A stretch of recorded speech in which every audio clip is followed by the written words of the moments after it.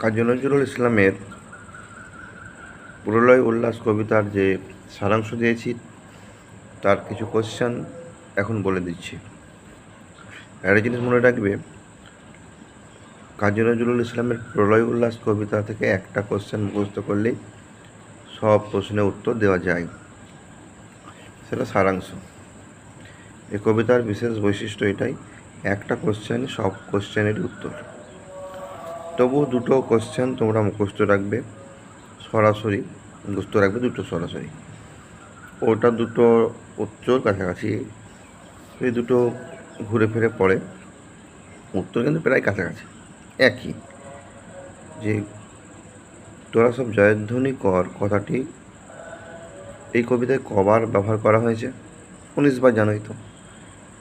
এবং তোরা সব জয়ধ্বনি কথাটি কেন বারবার কবিতায় ব্যবহার করা হয়েছে, অর্থাৎ পুনরুক্তির কারণ কি? একটা কোশ্চেন। দ্বিতীয় কোশ্চেন হচ্ছে, এই প্রলয় উল্লাস কবিতায় ভাঙা এবং গড়ার, সৃষ্টি এবং ধ্বংসের যে ছবি তুলে ধরা হয়েছে তা লেখো।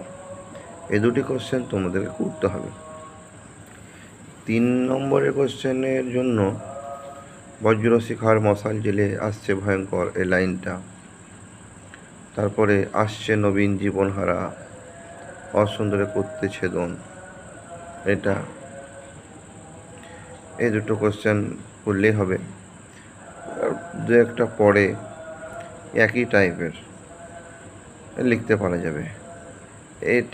এখান থেকে যে কোশ্চেনই করুক না কেন একই টাইপের উত্তর হবে সবগুলি, এটা মনে রাখতে হবে।